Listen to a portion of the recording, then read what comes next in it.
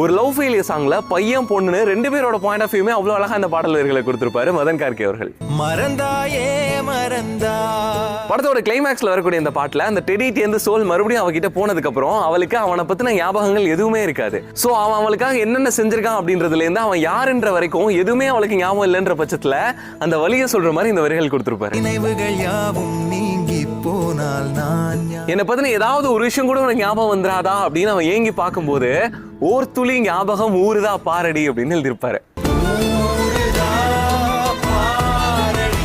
இப்போ அந்த பொண்ணு பாயிண்ட் ஆஃப் வியூல இருந்து பாத்தீங்கன்னா அவன் யாருன்ற ஞாபகம் அவளுக்கு சுத்தமா இல்ல. ஆனாலும் அவனை பார்க்கும்போது ஏதோ இனம் புரியாத ஒரு உணர்வு ஏற்படுது. அது எப்படி முன்ன பின்ன தெரியாத ஒருத்தனை பார்த்து இந்த உணர்வு வருது அப்படின்றது அவளுக்கே புரியல.